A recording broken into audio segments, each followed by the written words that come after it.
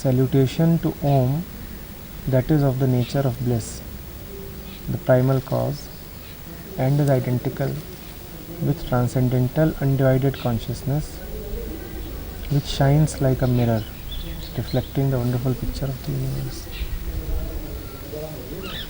The whole work is in the form of teachings imparted by sage Dattatreya to his disciple Parsurama, the son of sage Janmatagni. After hearing about the greatness of goddess Tripura, Parsurama gets initiated by Dattatreya into the worship of goddess Tripura with all the auxiliary disciplines. He retires to a secluded spot on a mountain and follows all the rigorous disciplines of an initiate, such as ritualistic worship, repetition of mantras, and all the auxiliary practices daily for 12 years. At the end of the period, doubts arise in his mind about the utility of all his disciplines in achieving permanent happiness and peace. He again approaches his Guru Dattatreya for the teaching that will liberate him from being bound to obligatory works without realizing the truth which alone can bring lasting happiness and peace. Dattatreya praises him in the following words. O son Bhargav, Parsurama, you to whom a perception of this kind has come, like the acquisition of a boat by a person who is sinking into the ocean, are indeed fortunate. So much alone is auspiciousness that one who is associated with religious rites raises himself up to the highest purified state. That goddess Tripura is of the nature of the state of the heart, since she manifests as consciousness therein in everyone. She, manifesting within the heart in the form of discriminating perception or buddhi in a devotee who has taken refuge in her without any other person as recourse, can liberate him quickly from the snare of death. O Parsurama, but you are blessed since you have arrived at good fortune. Investigation is indeed the basis of everything. Know that in every way it can become the foremost ladder in reaching the great mansion of supreme felicity. Without proper investigation, how can there be attainment of happiness, and by whom? Duly worshipped, the supreme deity, being pleased, takes the form of investigation in the space of the heart of the devotee as the sun in the outer space. So we have Parsurama, the disciple of Dattatreya, and Parsurama performs all the ritualistic worship for a period of 12 years, lives at a secluded spot, does all that one can do. But even after 12 years, a doubt remains in his mind as to whether he has really arrived.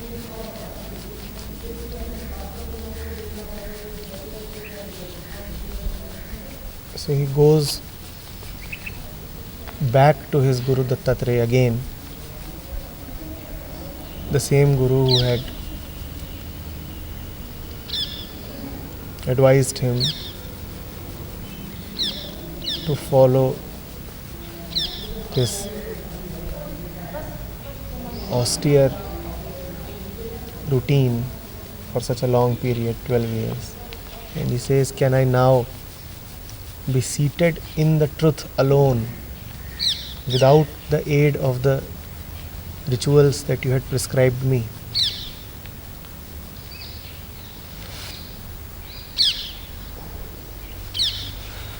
The Guru is delighted. He says, wonderful. With you that can happen. Indeed, you have arrived at a fortunate time. Your stage to be liberated from the cause-effect cycle has arrived. You are now eligible to move directly into the truth without the support of the ancillaries. And after that you will not require any of the stipulated regimes, any of the prescribed routines. None of that will be needed.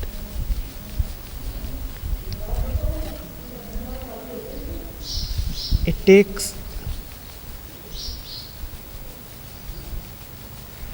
12 years to be eligible to move to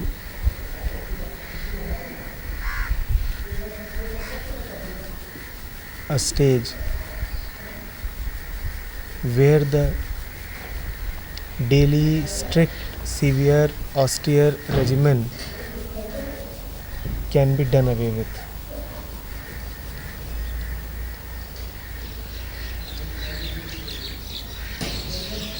Yes, one can have freedom from all the routines, one can have freedom from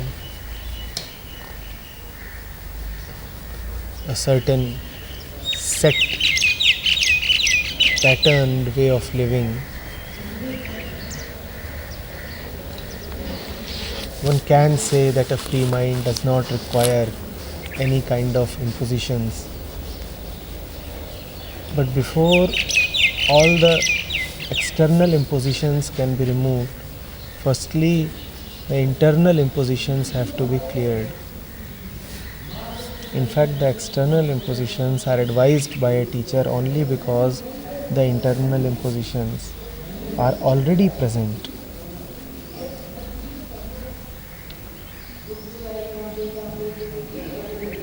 But then there is the rare student like Parsurama who proves his eligibility, who says that I have done all that you wanted me to do. Daily worship, severe penance, all that you wanted me to do daily I have done. I have never compromised. Not for a day have I been flaunting in obeying your orders.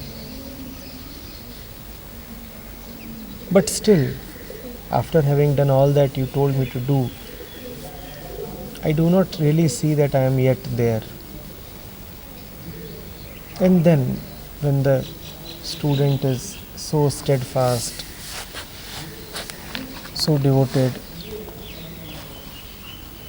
then the teacher has no reason to tell the student to go on and on and on.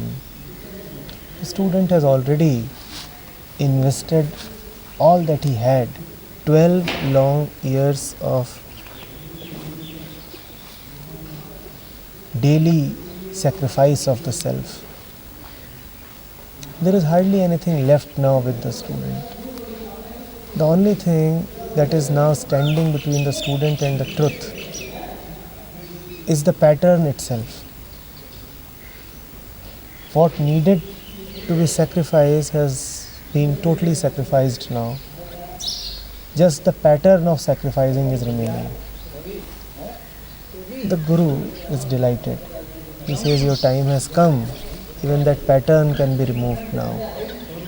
That pattern is the last vestige of the self that is left now. We can remove that. And that last remnant cannot be removed by following another pattern. The rituals that I suggested, they cleared away everything that they could. Now what is remaining is just the ritual itself. Like the disease having been taken care of, what remains now is the medicine itself. The time has come to take you off the medicine. But not another medicine can be used to get rid of this one. Now what you require is the fire of the divine knowledge itself, the inner force of consciousness itself, which will consume the remnant self and not remain by itself also.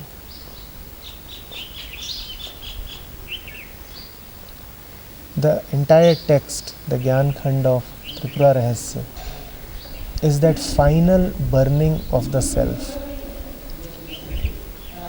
But as you proceed to listen to this, you must remember something. That knowledge can be useful, divine knowledge coming from holy scriptures can be useful only to those who first declare, exhibit their eligibility. The Gyan Khand was narrated to someone who was not found wanting in all manners of self-sacrifice. He had become totally ready, and then this last thing happens. Unless you are totally ready, this will not have the right effect upon you. Are you getting it?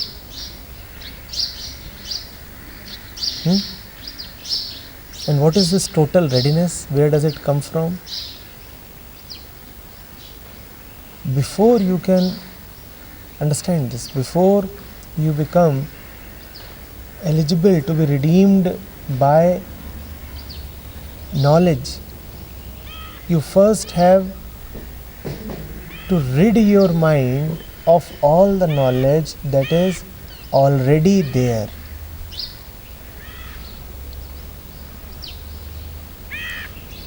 None of us is free or empty of knowledge. We all are carrying a lot of knowledge within us, beliefs, concepts, everything, the world views, everything. Till the time that is sitting deep, the substratum cannot be cleared. It is like you want to kill the body of the self.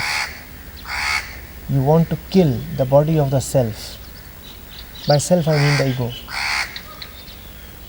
But the body of the self is wearing many layers upon it. What are those layers? What is the body of the self wearing? What are those layers?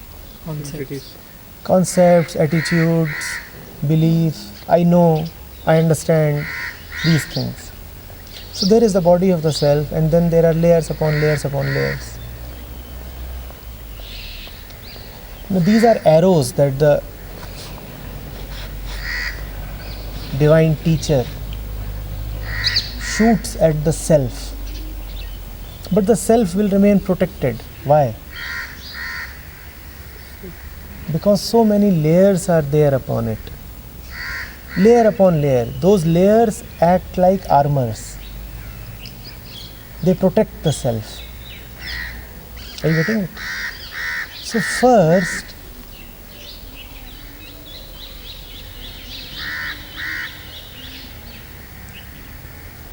routines have to be followed. This 12-year period is a period of following prescribed regimens, following prescribed routines. What do those routines do? Yes, what do those routines do? What do those routines do? At least they clear the first layer of conditioning. Are you getting it? They do not clear away the self. The body of the self remains. The root of the self remains. The I tendency remains.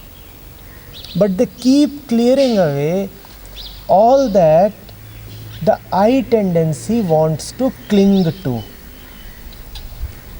Understand this very clearly. The body of the self is the body of the self is the quickly I tendency. The soul of the self is the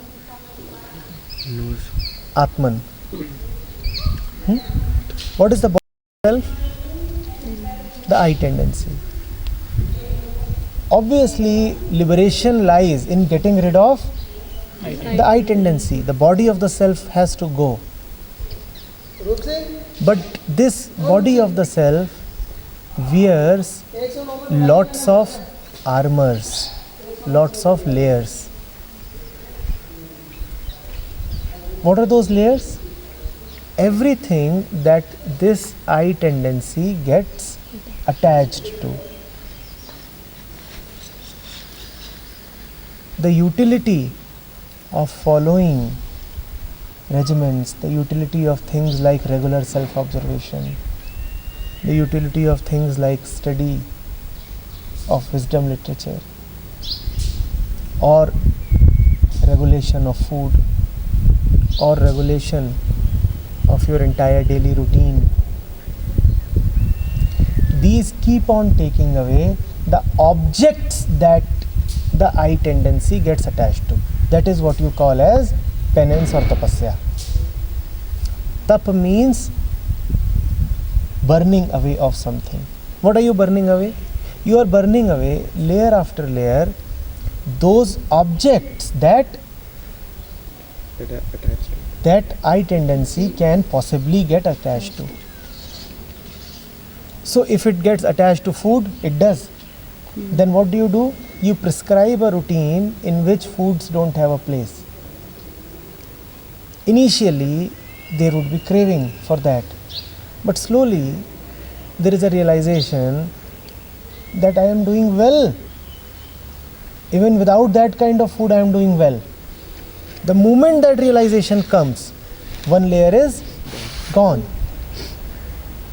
That layer existed because you thought that I meaning you, because that is what you think of yourself as, my I, aham.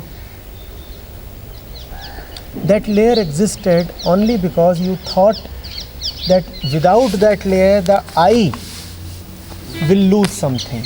A part of me will get reduced. Are you getting this? So now that is gone. Now next the Guru may tell you to not to read certain kind of material or watch certain things for entertainment, for pleasure, maybe the useless TV shows that we get attached to, or many other things. Now again the same thing happens. Initially, when you follow that prescription, there is something within that revolts. And you actually feel as if you have been diminished. Some part of you is gone. But if you are true to your promise, if you remain steadfast to the word that you give to the Guru, and you say, no, once I have said that I will not do this, I will not do this, then after a while you realize you are doing well, even without that thing. This realization is the disappearance, the total disappearance of this layer. That layer will never come back again, never. Because you have realized that you are unnecessarily wearing that layer. That you are hale, hearty and healthy even without that layer. When I am doing so well, even without something, then carrying that thing surely cannot be called wise. So that is gone. One more object has been reduced to which the I could have possibly clinged. You have become lighter. Do you see how the entire process moves?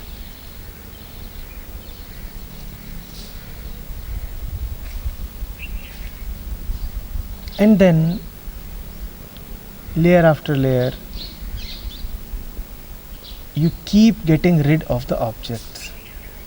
This is the whole thing about tapasya. Just getting rid of the objects. And getting rid of the objects not in a superficial way. Getting rid of the very tendency to cling to the objects. Actually feeling delighted and grateful that you could get rid of it. Realizing that there was so much of dead load that you were carrying, and now that that dead load is gone, you are indeed lighter. You did not really need that dead load, it was just there. But on your own, you would have never let go of that dead load, because when that load is there, when that layer is there, it is a part of yourself, it is a part of you, it is a part of your identity, your being. What is this layer? You don't call it a layer. What do you call it? Me. See, look at your skin. The topmost layer of your skin is just dead cells, right? Do you realize this? It's a very fine layer. When you take bath, what happens to that layer? Or when you scrub your skin, what happens to that layer? It goes away. And when it goes away, what do you do it? Do you cry? Do you weep? It's gone down the drain and you don't even bother, right?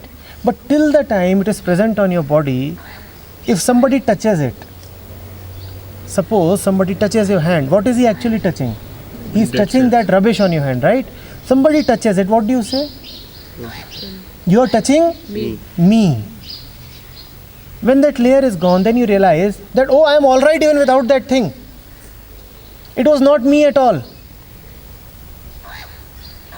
But that cannot happen till the time it has already gone. No, that is a huge gap. On your own, you will never let it go.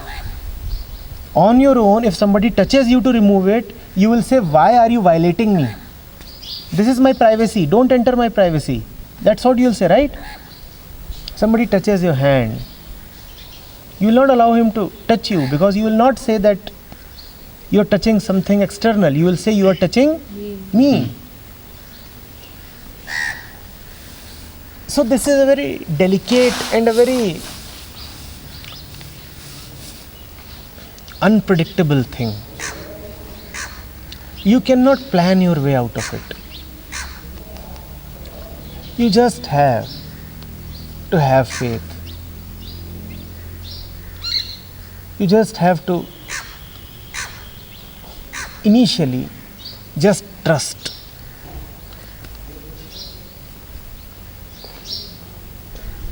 You may as well come up with a logic. I am scrubbing my skin. What if the entire thickness of the skin comes off? What if the muscles and the bones also go away? And you will surely have doubts, and this kind of a doubt can arise. That my teacher has told me to daily clear off this thing. But if I am clearing this off, what if something bad happens to me? And there can be no proof. Nobody can give you a proof. The proof lies in the doing itself.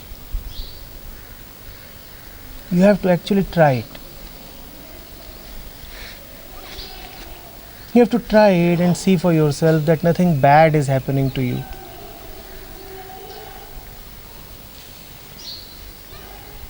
The delight comes after that. When you see, oh my God, I'm actually looking better without that. And that delight, that gratefulness, that realization is also what gives you the power to keep moving. Then all right. one thing he told me and it proved useful, so it is quite probable that the next thing too is going to prove useful. The more you proceed on the path, the more inner conviction you gather. The less you move on the path, the more difficult it is for you. It's a very strange thing. So it will be most difficult in the beginning. It will be most difficult. The beginner will always find it the most difficult. And if you are finding it very difficult, then it only proves that you are a beginner. And if you want to find it easy, then begin fast. Don't remain a beginner. Don't remain stuck at the first step itself. Move fast. The more you follow the path, the easier it is to follow the path.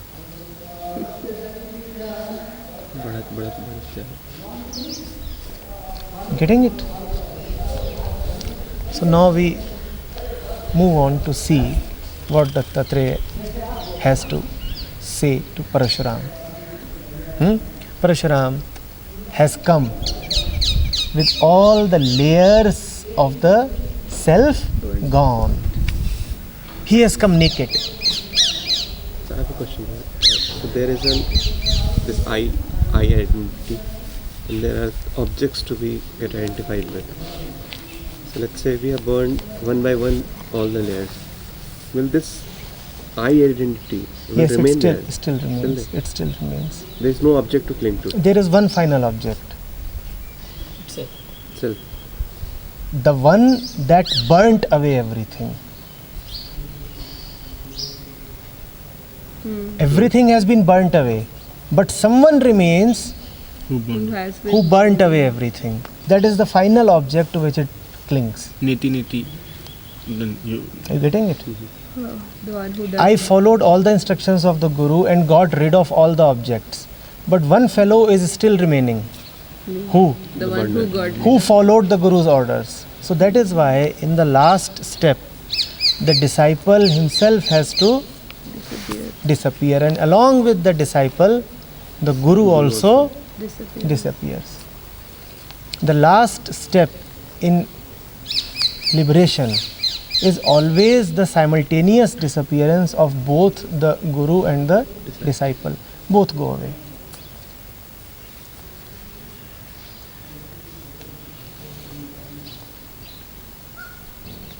Getting clear?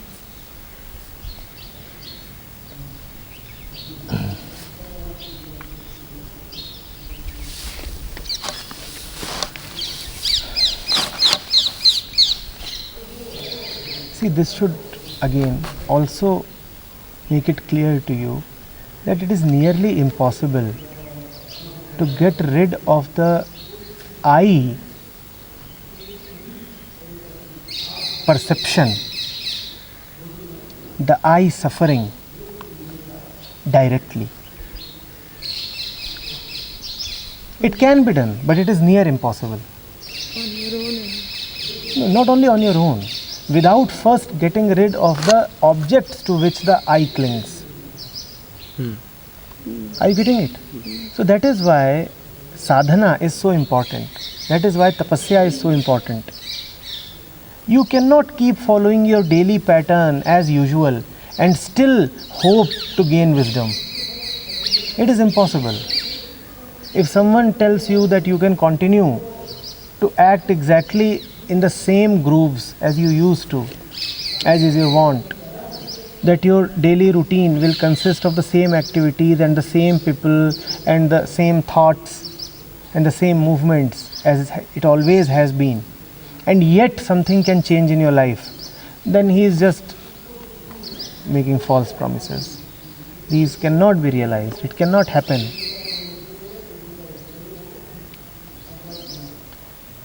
The final change is internal. There is no doubt about it.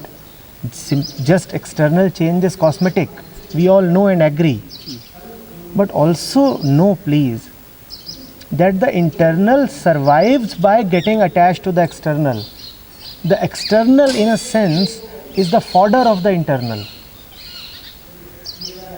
And you do not yet have enough of the force of the self, Atmabal, to remain safely inwards even in the presence of all external temptations.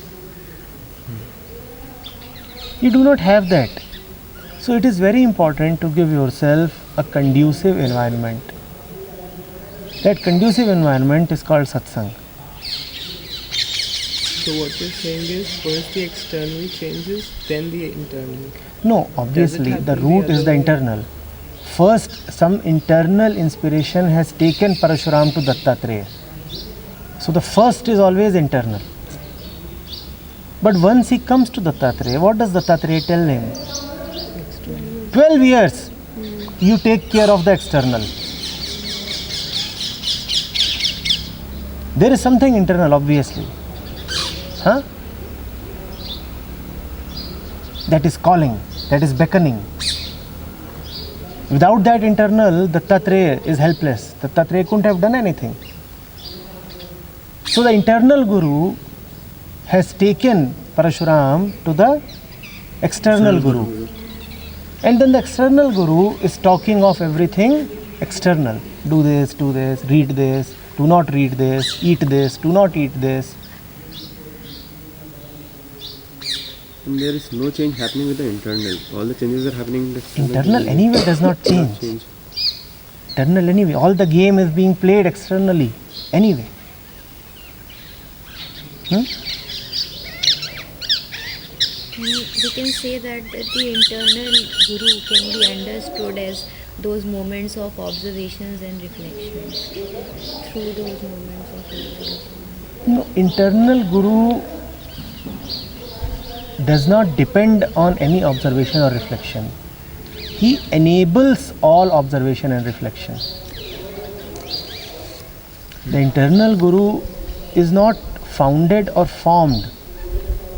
He is the only thing that is really always there. Except the internal guru, nothing really exists. The internal guru is the Atman itself.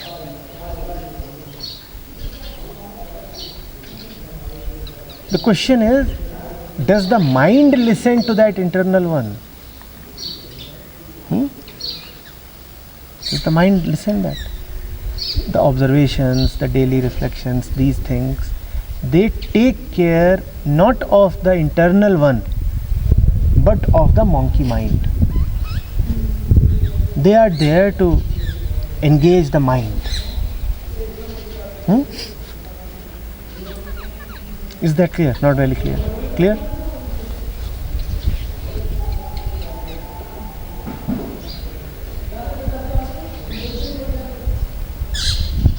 So you're going to be busy with something.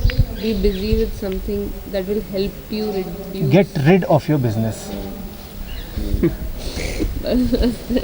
You are always going to be busy with something. Better be busy with something that helps you get rid of your business. Getting it? And also remember that these 12 years, Parsurama could never have been fully sure of everything.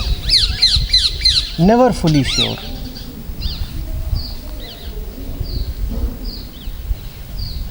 Because a few of the layers are still there, because the basic body of the self is still intact. Yet he is proceeding. So those 12 years, a slight discomfort is always present. Do not feel guilty if you find yourself doubting a few times.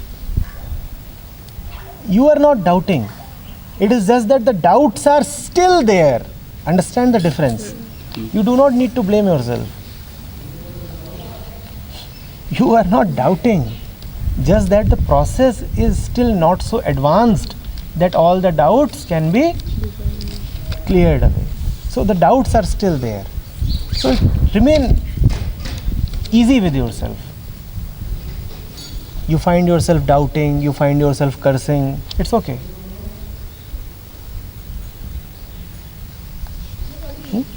Don't mind. Even the teacher won't mind. It's all right.